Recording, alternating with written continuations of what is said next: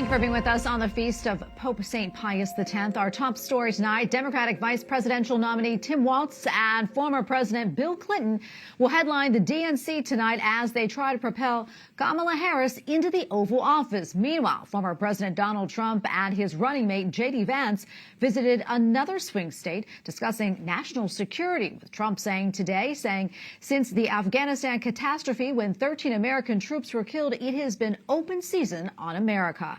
White House correspondent Owen Jensen reports. Owen? That's right, Tracy. And former President Donald Trump adding that if he had been in charge, Vladimir Putin would have never gone into Ukraine and Israel would have never been attacked. Also saying peace in Europe has been shattered. But the Harris campaign launched its own swipe at Trump.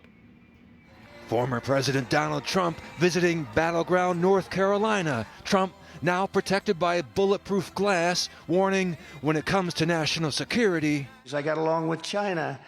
That wouldn't have happened. What's happening right now, they're planning an attack on Taiwan. There's no question about that. And Trump's running mate, J.D. Vance, joining him in North Carolina, saying saving the American dream starts with peace. And there's been no greater area where Kamala Harris has failed to deliver peace and national security than at the American southern border. It is a disgrace, my friends. I cannot believe how bad it is.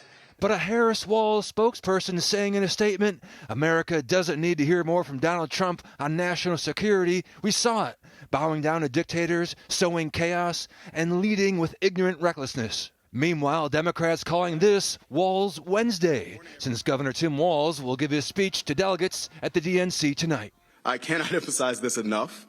This will be a very close election. And this campaign isn't wasting any time talking to the voters that will decide this election. Good evening, Milwaukee! And at a rally last night in Wisconsin, Kamala Harris echoed those comments, telling the crowd this is going to be a tight race until the very end.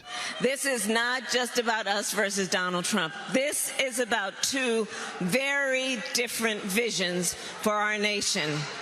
One, ours, focused on the future. The other, focused on the past. Also last night, former President Barack Obama firing up the crowd in Chicago. We do not need 4 more years of bluster and bumbling and chaos. We have seen that movie before, and we all know that the sequel is usually worse. And once again, abortion will be in the spotlight at the DNC tonight with a speaker from a group called Reproductive Freedom for All.